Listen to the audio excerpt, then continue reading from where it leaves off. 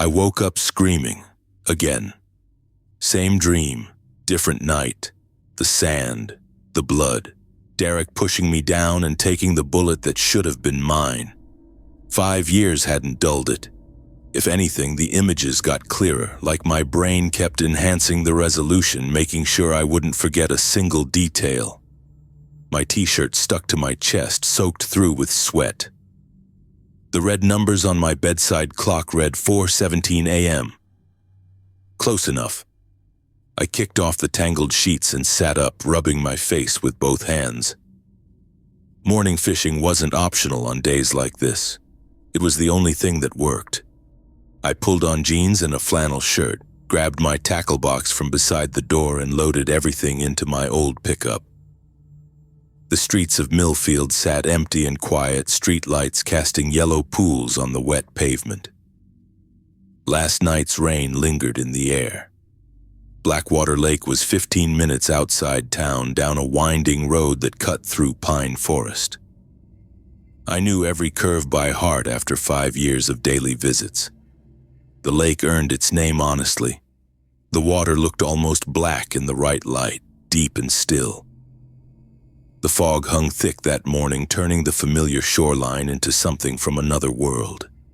I couldn't see more than 20 feet ahead as I hauled my gear down to my usual spot, a flat rock that jutted out over deeper water. Perfect for catching the big ones that stayed away from the shallows. I cast my line and waited, letting the rhythm take over. Cast, wait, reel. Cast, wait, reel. The fog muffled everything, bird calls, the splash of the lure hitting water, even my own breathing. Like the world had been wrapped in cotton. My therapist, Skylar, called fishing my mindfulness practice, though I just called it fishing. She liked putting names to things, creating systems to help her patients.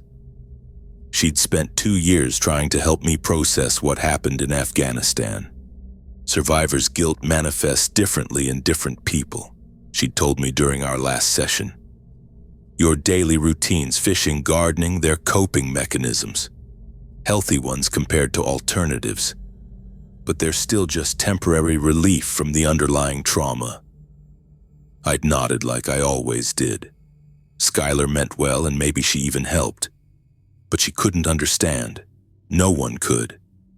Cast, wait, reel. The memories came anyway. Derek's laugh. The way he'd slap my shoulder after I said something stupid. How he'd shown me pictures of Bailey, his fiancée, at least 20 times a day. When we get home, man, he'd said, you're going to be my best man. No arguments. I never had to argue. 3 weeks later, he was dead and I was alive because of him. Cast, wait, reel. The sun tried to break through the fog, creating a weird, diffuse glow all around. I lost track of time. My mind drifted between the present and the past, never fully in either. Looks like a good morning for bass. I jumped at the voice, nearly dropping my rod.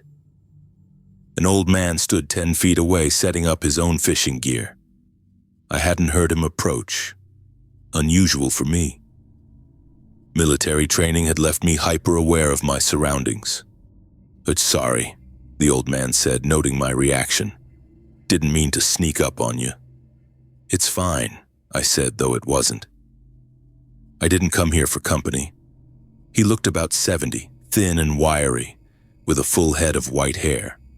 His clothes were worn but clean, the kind of practical fishing outfit you'd see in old outdoor magazines. His face had so many wrinkles it looked like a road map. Mind if I join you? This spot's known for good catches. I wanted to say yes, I minded very much. This was my spot, my routine. Instead, I just shrugged. Free country. The old man nodded and finished setting up, casting his line with practiced ease. We fished in silence for nearly an hour. The fog started to lift as the sun climbed higher. Name's Jackson, he finally said. Jackson Ramirez, though most folks around here just call me the fisherman. He smiled, revealing teeth that had seen better days. Eddie, I replied, not offering more. Eddie Richmond, he said, nodding like we'd known each other for years. Marine, Afghanistan, Purple Heart. I turned to look at him, grip tightening on my rod. How do you know that? Jackson didn't seem bothered by my tone. Small town, people talk. He reeled in his line and cast again. Plus, I make it my business to know things. That's not an answer. No, I suppose it isn't. He chuckled, the sound low and rough. Tell me, Eddie Richmond, you caught anything good using that lure? I looked down at my tackle box. Works fine. Fine isn't what I asked about. Jackson pulled something from his vest pocket, a hand-tied fly I'd never seen before. Try this. Base can't resist it. I hesitated, then took it. The craftsmanship was impressive, with tiny details I couldn't make out without squinting. Switch your setup, he said. I'll show you how to work it properly. For the next few hours, Jackson talked fishing. He knew the lake like he'd built it himself, where the underwater ledges dropped off, which coves held the biggest fish, how the patterns changed with the seasons. Despite myself, I got pulled into his stories and techniques. He wasn't wrong. I caught 3 largemouth bass using his fly, more than I'd managed in weeks. The sun broke through completely, burning off the last of the fog. The lake shimmered, no longer black but deep blue-green. Time slipped away. You know, Jackson said after a long silence, some people think Blackwater Lake is special. How's that? I asked, not really interested but being polite. The water remembers things, times, places, people. He looked at me with pale blue eyes that suddenly seemed much younger than the rest of him. Some say it can take you back. I snorted. Like time travel, that's a new one.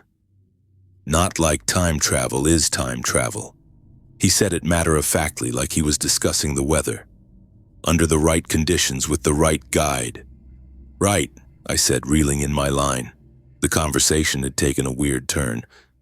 I should head home. You dream about him, don't you? Your friend. The one who died for you. My hands froze on the reel. What did you say? Derek Little. You dream about that day, the ambush, how he pushed you down and took the bullet meant for you. Jackson's voice stayed gentle. How you held him while he bled out. The rod slipped from my fingers. I grabbed the front of his vest.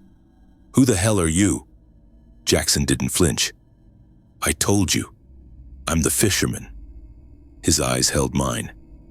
And I'm offering you a chance, Eddie Richmond, a chance to go back to that day, to change what happened. I let go of him and stepped back. The guy was clearly crazy, but something in his calm certainty made my skin crawl. That's not possible, I said. Most important things seem impossible until they happen. Jackson picked up my fallen rod and handed it back to me. I can send you back to the exact day, the exact moment, before the ambush. You'll have all your memories, all your knowledge of what's coming, a chance to save your friend. That's... I shook my head. That's insane. Maybe. He shrugged. Or maybe it's the only thing that makes sense. You've spent 5 years trying to outrun your guilt. How's that working for you? I stared at him, anger and something else, hope, battling inside me. This is crazy. Probably, Jackson agreed. So what do you have to lose by trying? If I'm wrong, you've wasted a morning listening to an old man's fantasies. If I'm right... He let the sentence hang. If you're right, I could save Derek. The words felt strange in my mouth. Jackson nodded. So what do you say, Eddie Richmond? Do you want a second chance? Every rational part of me screamed this was nonsense. Time travel wasn't real. The old man was either pulling an elaborate prank or genuinely delusional.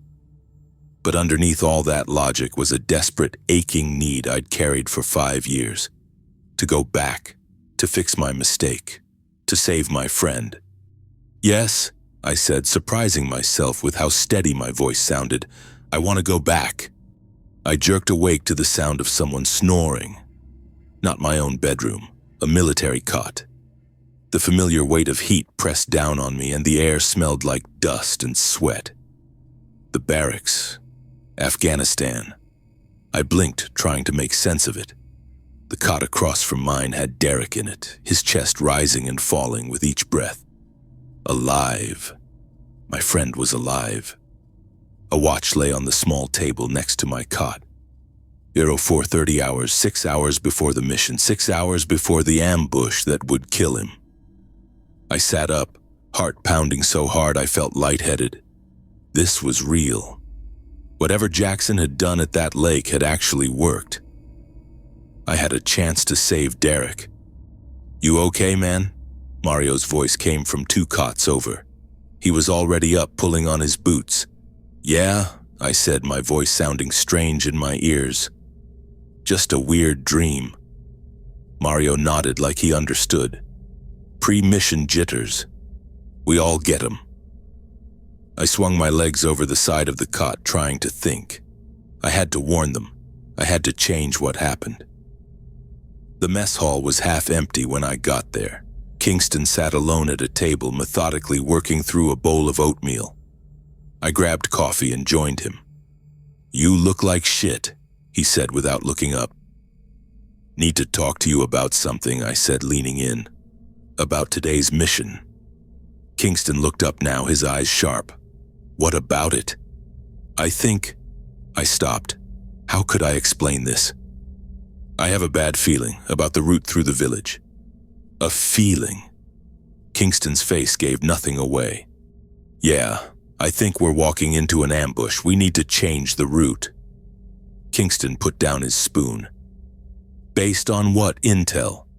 "Just trust me." The words sounded weak even to me.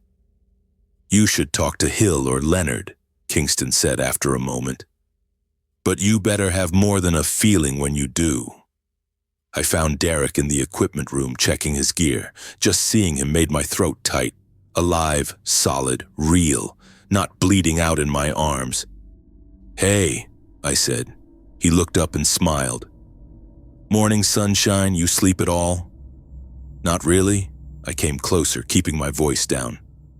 "Listen, I need you to wear the extra body armor today." Derek's eyebrows went up. "The heavy stuff? In this heat? No thanks." "Please," I said, "just as a favor to me." He studied my face. "What's going on with you?" "Nothing, I put my hand on his shoulder. "I need you to do this for me." Derek was quiet for a long moment. "Okay," he finally said, "but you owe me a beer when we get back." "Deal." Captain Leonard looked annoyed when I knocked on his office door. He was hunched over a map, making notes. "This better be important, Richmond." "Sir, I have concerns about today's mission." He sat back. "What concerns?" "I believe we're heading into an ambush, sir. The route through the eastern section of the village. I think hostiles are waiting for us there." "Based on what?" I hesitated. "A strong instinct, sir." Leonard's expression hardened. "An instinct?" "Yes, sir. I know how it sounds, but you're right. You know exactly how it sounds." He stood up. "We've done recon. We've checked and double-checked. There's nothing to suggest an ambush." "Sir, with respect." "Enough, Richmond. I understand pre-mission anxiety. I've seen it before, but I need you focused, not spreading paranoia." His voice softened slightly. "Get your head straight. That's an order." "Yes, sir."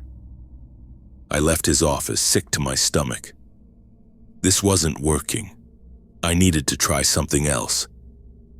Lieutenant Hill was checking weapons when I found her. "Lieutenant, can I speak with you a moment?" She looked up. "Make it quick, Richmond." "I'm worried about the route for today's mission. The eastern approach exposes us too much. We should consider the northern route, through the dried creek bed." Hill put down the rifle she was inspecting. "The northern route adds 40 minutes and puts us in range of those hills. Captain already ruled it out." "I know, but this mission plan has been vetted, Richmond. We go with what we've got." She looked at me more closely. Is there something specific I should know? I wanted to tell her everything, about the future, about what was going to happen, but I knew how crazy it would sound. No, ma'am, just a concern. She nodded. Noted, now gear up. The minutes ticked by.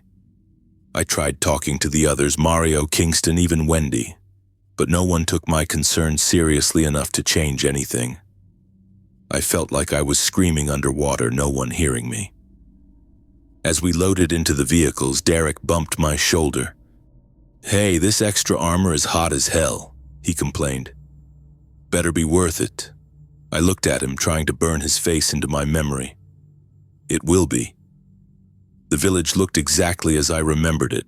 Dusty roads, mud brick buildings, a few locals watching us pass with blank faces. Every step felt like walking through a nightmare I couldn't wake up from.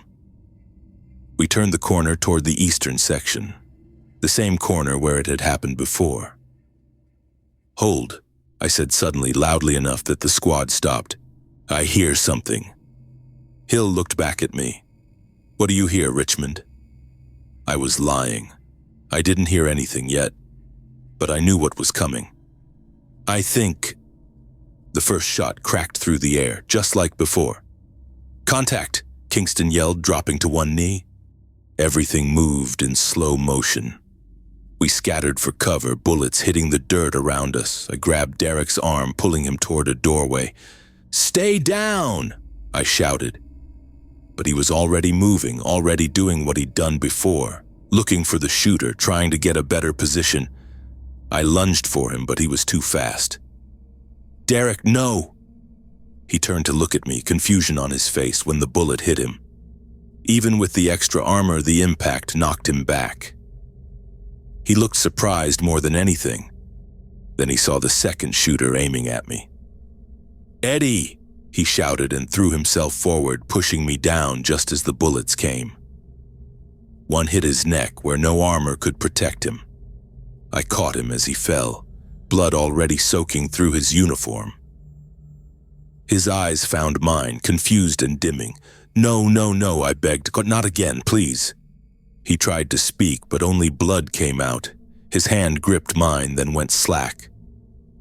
The gunfire continued around us, but all I could see was Derek's face. All I could feel was his blood on my hands.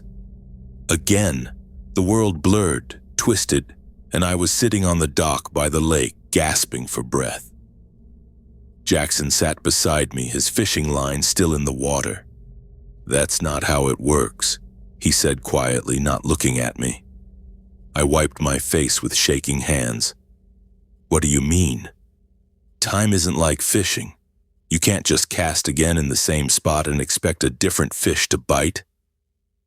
Then what's the point? My voice broke. Why send me back if I can't change anything? I didn't say you can't change anything. Jackson finally turned to me. I said that's not how it works. You want to try again? I stared at the still water of the lake. Yes.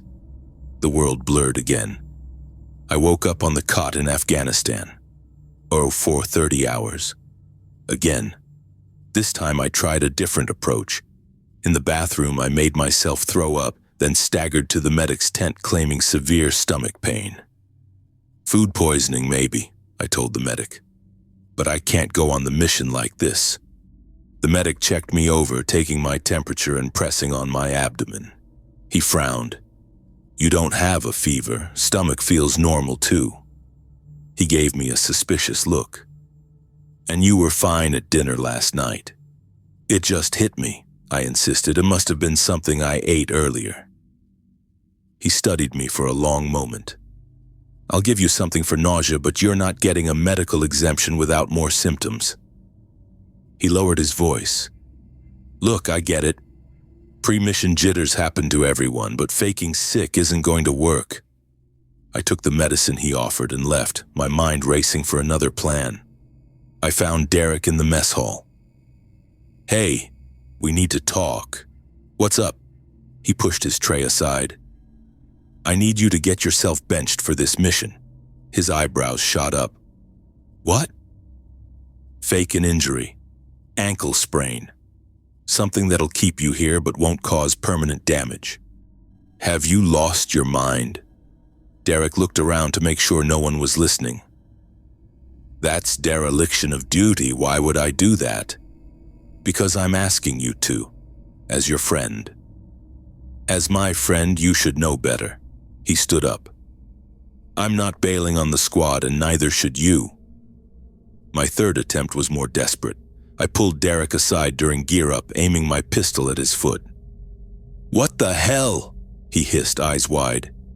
I'm saving your life, I said, my hand shaking. Just a graze. Enough to keep you here. He didn't look scared. He looked worried for me.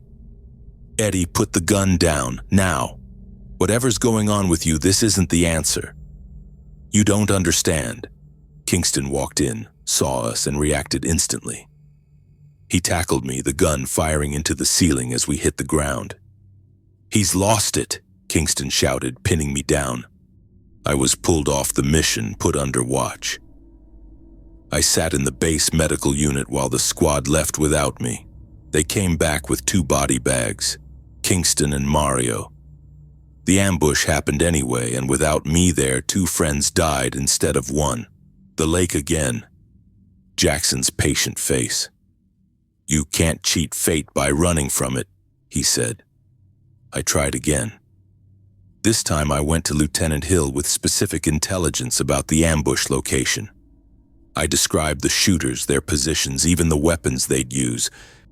How could you possibly know this? She asked. I have a source in the village, someone who trusts me. She looked skeptical but took it seriously enough to alter our approach. We came in from the west instead of the east. The ambush still happened. They were waiting for us, as if they knew we'd changed our plans. In the chaos, I lost sight of Derek. When I found him, he was already gone, blood pooling under him on the dusty ground. Back at the lake, another attempt. I convinced Virginia to split the squad, sending half of us through the original route and half through an alternative path. The plan was to catch the ambushers in a crossfire. Instead, we got separated. Our half of the squad made it through safely. Derek's half got pinned down. By the time we reached them, Derek and Wendy were both dead. Lake, attempt, failure. Lake, attempt, failure. Each time something changed, but the outcome remained the same. Derek always died. Sometimes others died too. Once the entire squad except me. My final attempt was the simplest. I just tried to take the bullet myself. When we reached the ambush point, I pushed in front of Derek, putting myself in the line of fire. He still died. Somehow, in the chaos, he still managed to put himself between me and danger. As if it was his instinct, his purpose, to save me no matter what timeline we were in. I sat on the dock, staring at the still water, my whole body numb. Why? I asked Jackson. Why show me all this if I can't change it? Jackson reeled in his empty line. What makes you think you haven't changed anything? Derek dies every time. Yes, he nodded slowly. Some things can't be changed, they're fixed points. Then what's the point? I demanded. Maybe the point isn't changing his death. Jackson looked at me directly. Maybe it's changing how you live with it. The words hit me like a physical blow. I thought about all the variations I'd seen, all the different ways events unfolded, all the different choices made. In every version, Derek chose to save me. Not because I forced him to, not because of circumstance, but because that's who he was. He would always make that choice, I said quietly, the realization washing over me. Yes, Jackson said, that was his nature, just as asking these questions is yours. I looked out across the lake, watching the sun glint off the water. For the first time in 5 years, the weight of guilt felt different, not gone, but transformed into something I could carry. I couldn't let him go. Not this time. As Derek packed his gear for the mission, I stood in the doorway of our barracks, my mind made up. 5 times I'd tried to change what happened. 5 times I'd failed. This was attempt number 6, and I was out of clever ideas. "You're not coming?" Derek asked, looking up from his pack. "Leonard said he wants everyone ready in 15. "No one's going," I said, my voice steadier than I felt. "At least not you." He laughed, thinking I was joking. When I didn't crack a smile, his expression changed. "What's going on with you, man? You've been acting weird all week." I took a deep breath. "I can't explain, but you need to trust me. That mission, you can't go." "Eddie, we've been over the plan a dozen times. It's a standard patrol." He zipped his pack and stood. "Look, if you're having one of those feelings, it's not a feeling." I moved fully into the doorway, blocking his exit. "I know what happens." Derek's eyes narrowed. "You're serious?" "Dead serious." The word dead hung between us, though only I knew why. "Please, just this once, stay back." He studied my face for several seconds. "You know I can't do that. My job is out there with the squad." When he stepped toward the door, I planted my feet wider. "I'm not moving. Eddie, I watched you die, Derek." The words rushed out before I could stop them. 5 times now, I'm not doing it again. Confusion washed over his face. "What are you talking about? You're going to push me out of the way of a bullet. You're going to die saving me, and I can't. I won't let it happen again." Concern replaced his confusion. "Maybe you should see Doc Adams. This heat's getting to everyone, and I'm not heat sick." I pressed my back against the doorframe. "I'm trying to save your life." He reached for my shoulder. "Buddy, you need to—" I grabbed his wrist. "No. You need to listen." What happened next played out in slow motion. Derek tried to sidestep me. I moved to block him. He pushed harder. I shoved back. We grappled in the doorway, neither willing to back down. When he ducked under my arm, I tackled him to the floor. "What the hell?" He struggled beneath me. "I'm sorry," I said, pinning his arms, "but I can't let you go." The sound of boots on gravel made us both freeze. Leonard appeared in the doorway, rifle in hand. "What's going on here?" Our commanding officer's voice cut through the room. I scrambled off Derek, who jumped to his feet, straightening his uniform. "Sir, I was just—" I started. "Richmond's not well, sir," Derek cut in. "Heat's got him confused." Leonard looked between us. "We move out in 10. Are you combat ready, Richmond?" Before I could answer, Derek spoke again.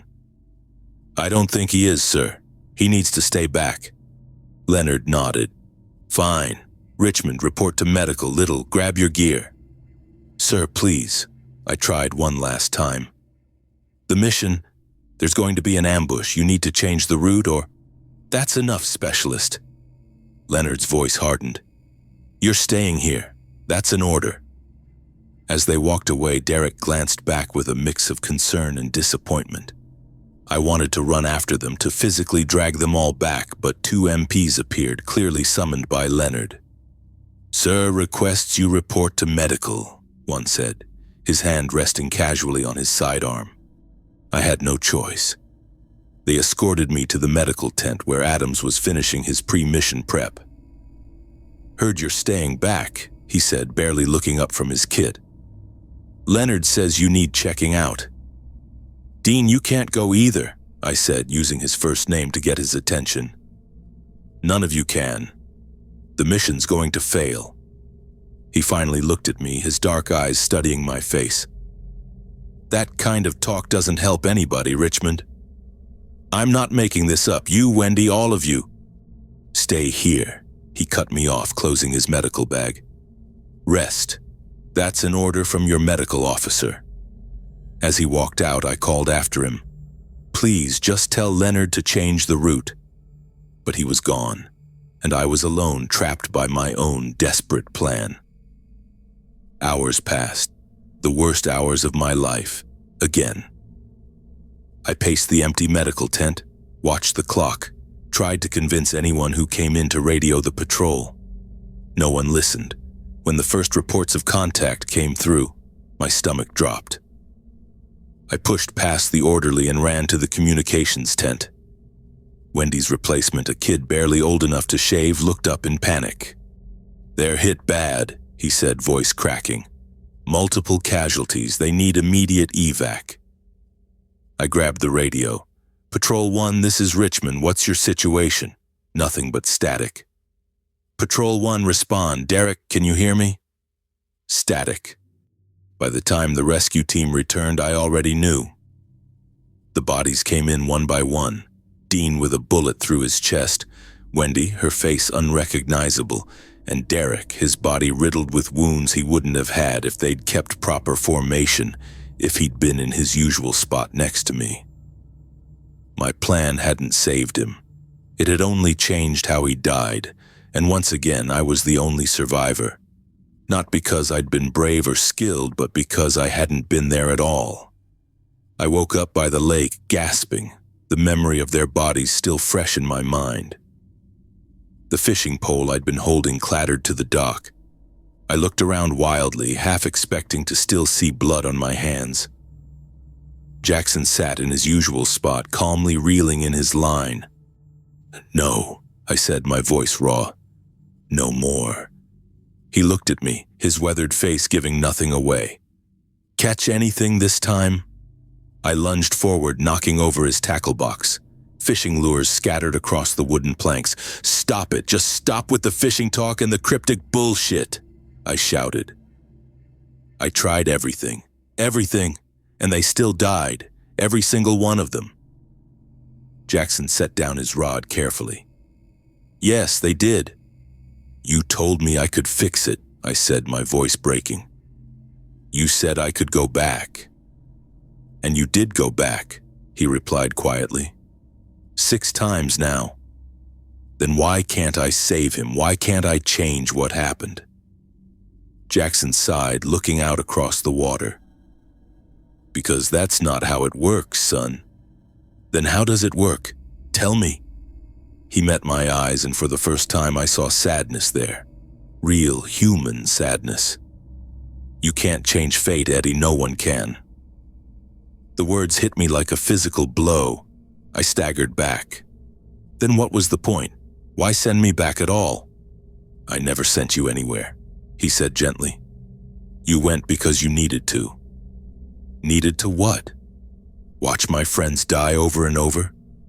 "Needed to understand that what happened wasn't something you could have prevented."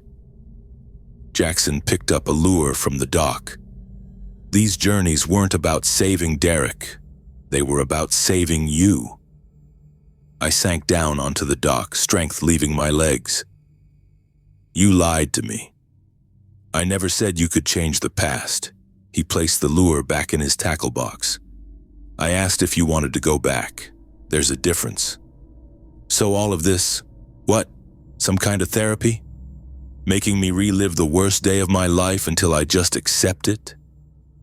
Jackson shook his head. "Making you see that you're not responsible for Derek's choice. He saved you because that's who he was, not because you failed."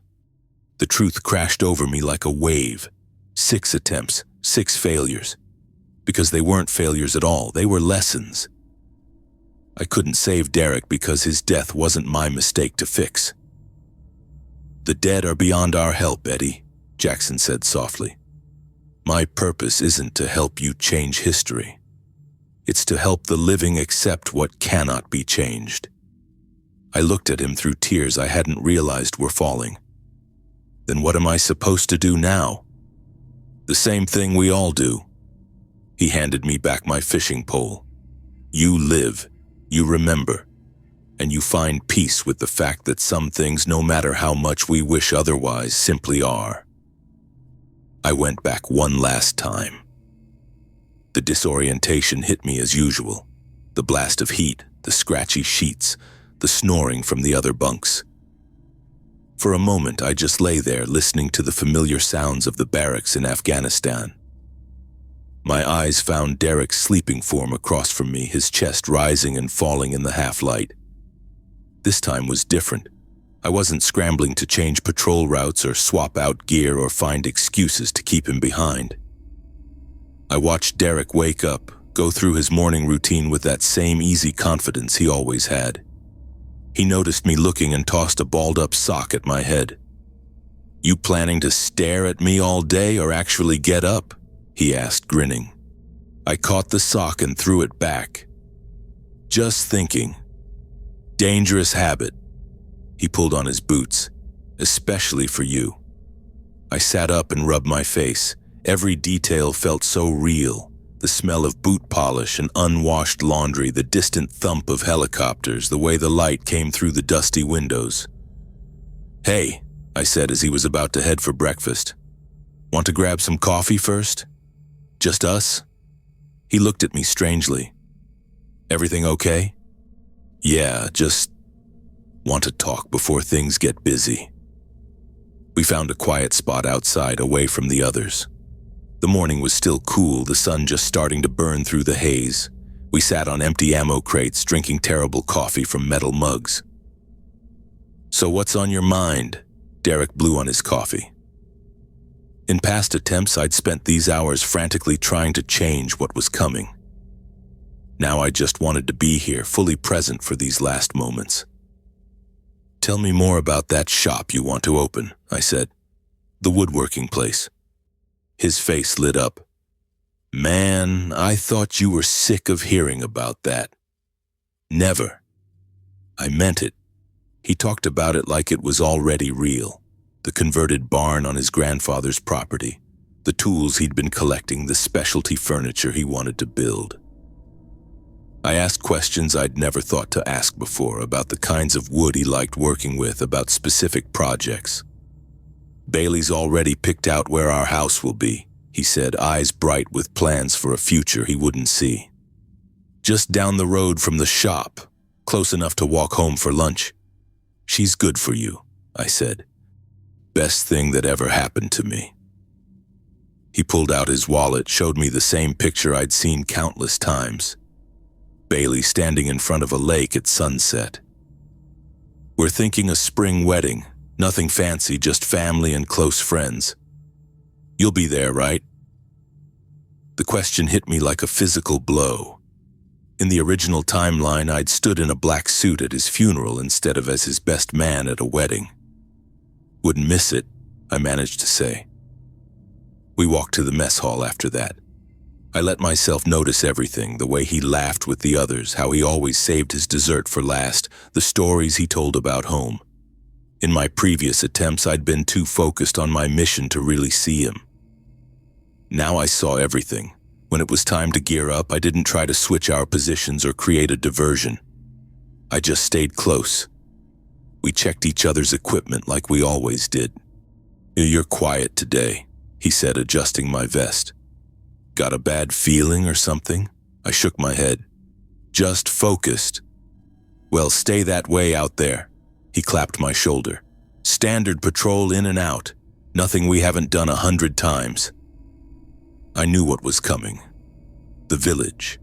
The seemingly empty street. The sniper no one spotted until it was too late. I'd tried changing every variable, but the outcome remained the same. This time, I wasn't fighting against fate. I was just trying to be worthy of his sacrifice. We moved through the morning patrol with the practiced ease of soldiers who knew their jobs. I stored away each moment. Jokes over the radio, the shared water bottle, the way he kept an eye on the new guy. Small kindnesses I'd forgotten in the horror of what came after. As we approached the village, my stomach tightened. I knew exactly how many minutes we had left. "Hey," I said quietly as we walked. "That thing Bailey mentioned about having kids right away. What do you think?" He looked surprised, then thoughtful. "Honestly, I'm scared to death about it, but in a good way, you know. My old man wasn't around much. I want to do better." "You will," I said, my throat tight. "You'd be an amazing dad." "Hope so." He adjusted his helmet. "What about you? Ever think about settling down?" I hadn't. Not really. Not in the original timeline and not in any of my attempts to change things. I'd been too busy living with ghosts. Maybe someday, I said. When you do, find someone who looks at you the way Bailey looks at me. His face softened. Makes everything else worth it. We turned the corner into the street I'd come to dread. The same mud brick buildings, the same shadows, the same eerie quiet. My heart hammered, but I kept my breathing steady. When the shot rang out, I didn't dive for cover. I didn't yell a warning that would come too late. I just turned toward Derek as he saw the threat. I couldn't. The glint of a rifle barrel aimed at my chest. He moved faster than I could, just like he always did. The impact knocked him backward into me, and we both went down. The rest of the squad returned fire, shouted orders, called for a medic. But I knew. I cradled him against me, his blood soaking through my uniform. "Stay with me," I said, the words automatic even though I knew how this ended. His eyes found mine, confusion giving way to understanding. "Did you see it coming?" He coughed, blood at the corner of his mouth. "No," I lied. "You saved me. Again. Good." His breathing turned ragged. "Tell Bailey." "I will," I promised. "I'll tell her everything." Fear flashed across his face then, the realization that he wasn't going home. In my previous attempts, I'd been too caught up in my own panic to truly see this moment. Now I held his hand tightly in mine. "It's okay," I said softly. "You're not alone." "I don't want to go," he whispered. "I know." Tears ran down my face, mixing with the dust. "But you're going to be remembered. You're going to be loved. Your life mattered, Derek. It always will." The tension in his body eased slightly. I stayed with him, talking about home, about the lake where we'd fish someday, about anything that might bring him comfort. I didn't look away when the light in his eyes dimmed. I didn't run from the grief this time. I let it wash over me raw and real as I held my friend until the end. When the medic finally pulled me away, I felt different, not better. Nothing could make this moment better, but changed in some fundamental way. In all my previous attempts, I'd fought against this moment with everything I had. I'd been so focused on stopping it that I'd missed what mattered, being there, fully present when Derek needed someone most. The next hours passed in a blur of activity. The evacuation, the debriefing, the hollow words of comfort from officers who'd seen this too many times before. I moved through it mechanically, my mind still with Derek in those final moments. That night, alone in the barracks, I looked at his empty bunk.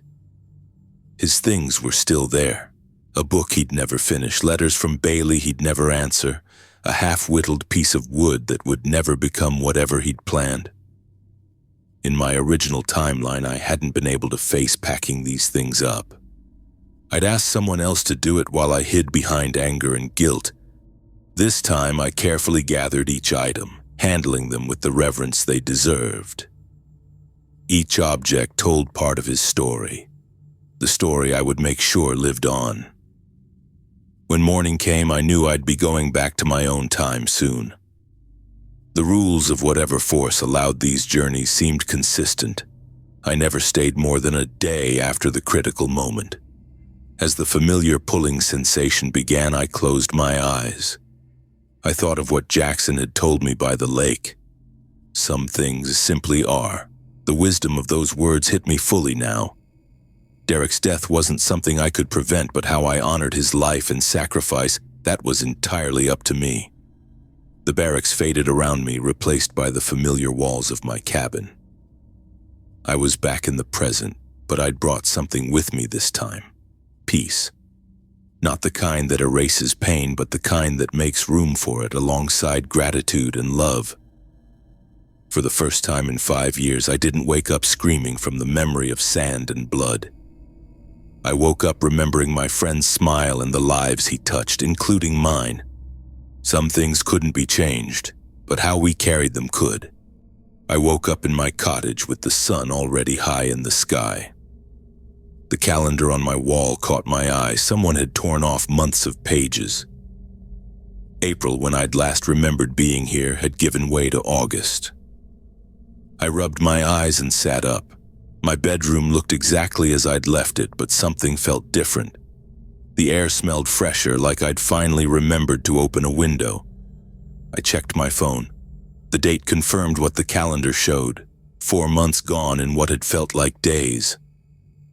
After a quick shower, I made coffee and walked outside to the porch. The chair where Jackson usually sat was empty. I hadn't expected him to be there, but the absence still hit me. I put my mug down and walked to his cabin down the shoreline.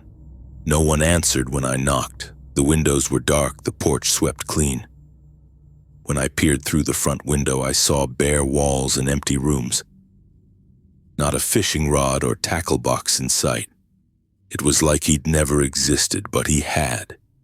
And whatever he'd done, whatever he'd shown me, had changed something inside me.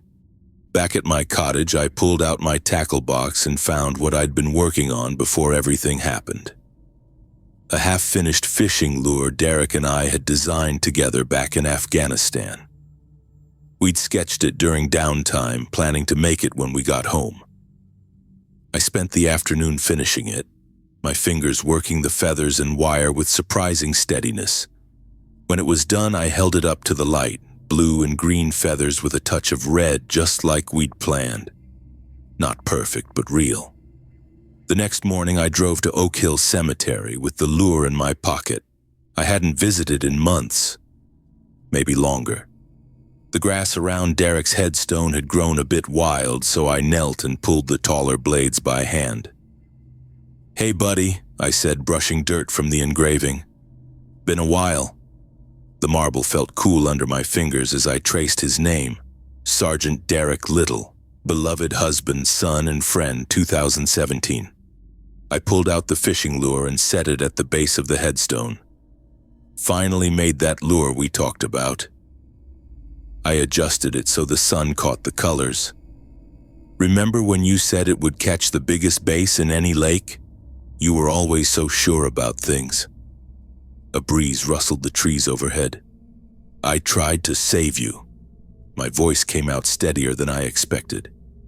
"I really tried, but I think I get it now. What you did, why you did it." I sat there for a long time telling him about Jackson and the lake and all my failed attempts to change what happened. The words came easily, like talking to an old friend.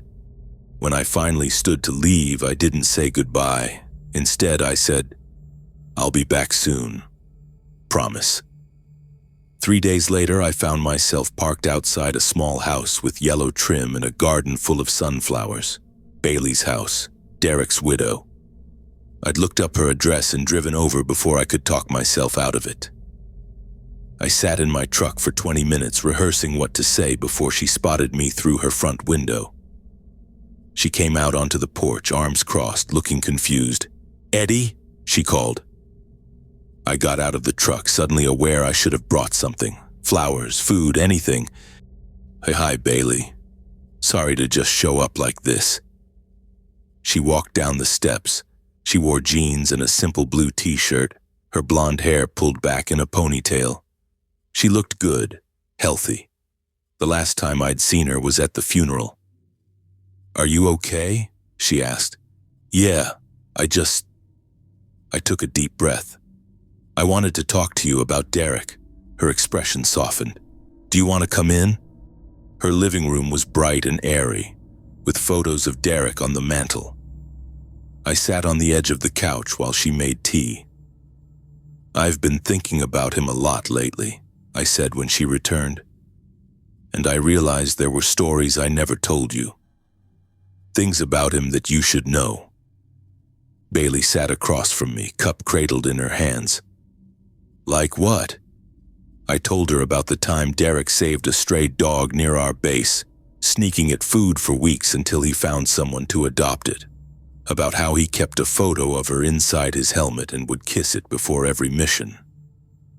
About the night he stayed up with a young soldier who was having a panic attack. talking him through it until morning. Small stories, human stories, the kind that make up a life. She laughed through tears when I told her how Derek had once tried to cook her favorite meal in our tiny base kitchen, setting off smoke alarms and nearly getting us all in trouble. "That sounds like him," she said, wiping her eyes. "He called me after that, but he never mentioned the smoke alarms. He was so proud of that meal, said it was only slightly burned." We talked for hours. She showed me their wedding album, photos I'd never seen. She'd married him 2 weeks before our last deployment, a small ceremony at the courthouse. "Why now?" she asked as I was leaving. "After all this time?"